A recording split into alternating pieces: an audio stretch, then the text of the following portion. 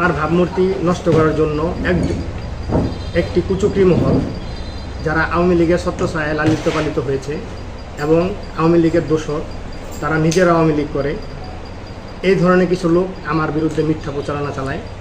এবং আমার প্রধান ভিকটিম ইসুফ ভুইয়া, আমাদের গ্রামের বাসিন্দা, উনি আমাদের কিয়াইন মৎস্য খামার আছে একটা আমাদের গ্রামের, ওই খামারের 14 বছর যাবৎ সে অঘোষিত সভাপতি, কাউকে কোনো হিসাব দেয় না, উনি একাই সভাপতি।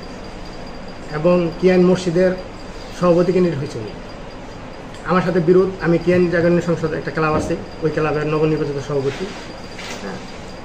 উনি ওই ক্লাবের একটা জায়গা অনেক দিন যাবৎ 1988 সাল থেকে দখল করে রাখছে বাড়ি। আমি যখনই সভাপতি হইয়া ওনাকে এই জায়গার হিসাব চাই, তখনই সে আমার বিরুদ্ধে বিভিন্নভাবে প্রচারণা শুরু করে। এবং এর সাথে জড়িত আছে উনি বাংলাদেশ আওয়ামী লীগ সিরাজদিগান থানা সাংগঠনিক সম্পাদকের সুমন্দি, কাউসার হোসেন রুবাইদুল ভুইয়ার সুমন্দি। আওয়ামী লীগের আমলে উনি গ্রামে অনেক অত্যাচার করছে। এখন সেটা নিয়ে হয়েছে, মসজিদ কমিটি নিয়ে আলোচনা হওয়ার পরে সে আমার দিকে ক্ষিপ্ত হয়ে আগে আসে মারার জন্য। গ্রামবাসী এটা দেখছে এবং প্রতিবাদ করায় সে কালকে বিকেলে আমার বিরুদ্ধে একটা মিথ্যা মিছিল প্রচার করছে। এবং সেই মিছিল যাদের নিয়ে প্রচার করছে, কিছুদিন আগে আপনারা দেখছেন সুখে ঠিকানা একটা ঘটনা, আনিস ভুইয়া মোবাইল ছিনতাই করছে। এবং সেই মোবাইল ছিনতাইয়ের ঘটনা আমি ফেসবুকে কেন দিলাম, এর জন্য সে আমার বিরুদ্ধে বিশালভাবে ক্ষিপ্ত।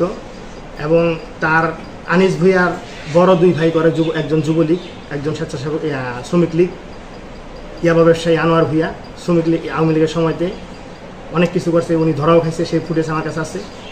এবং এখন নাদিমের ছত্রছায়ায় তারা এই দেশে অকারেন্স সাম্রাজ্য ঘিরে তুলছে, সুখের ঠিকানা এলাকা এবং নিমতলা। আমাদের গ্রামবাসী ওদের জ্বালায় অতিষ্ঠ। কিছু সংখ্যক লোক, কালকে দেখেন মিছিলটা হয়েছে, মিছিলটা বুঝাই জানা 20 থেকে 25 জন হবে, এর বেশি একজনও হবে না। কিন্তু মিছিলটার জন্য ওরা নিস্তেয় করছে, মানে পিছন থেকে উঠায় নাই যাতে কতজন লোক আছে এটা দেখা না যায়।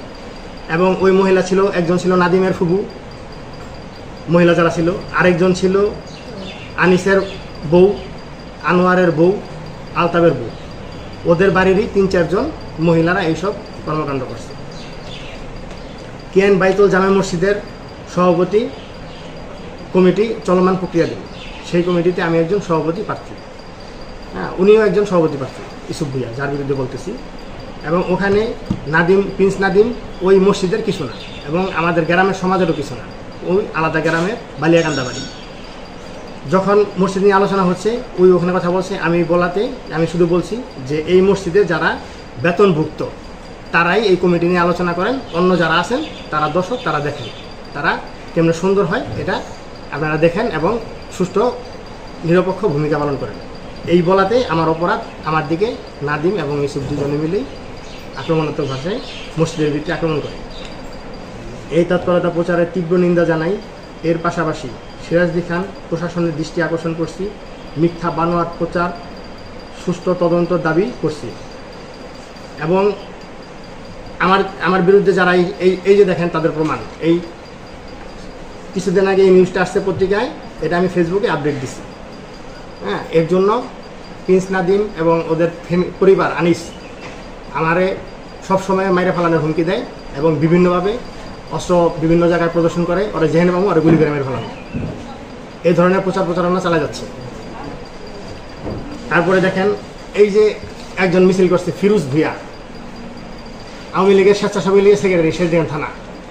মিছিলে সে আওয়ামী লীগের দোসর রহিম ভুইয়া, এক সময়তে সিরাজদিগান থানা আওয়ামী লীগের সভাপতি ছিল। আওয়ামী লীগের দোসরদের নিয়ে সে আমার বিরুদ্ধে মিছিল করছে। এই একটা দেখেন 4ই আগস্ট 5ই আগস্ট শেখ হাসিনা পতনের আগের দিন, আনোয়ার, রয়েল, মাহমুদ, আনিস এবং ওর নাম কি, আবু তালেব ওর নাম কি, নাহিদ, এই 5 জনে একটা গোপন মিটিং করে আমাদের গ্রামের কোনো ছেলেপেলে বেরোলে তাদের হাত পায়েরও কেটে দিব। এই প্রমাণ আমার কাছে আছে, আরও অনেক কিছু আছে, আমি দেখাই এক এক করে। এই পত্রিকার সমস্তই, এবং আমার ফেসবুকে আরেকটা আপডেট দেই,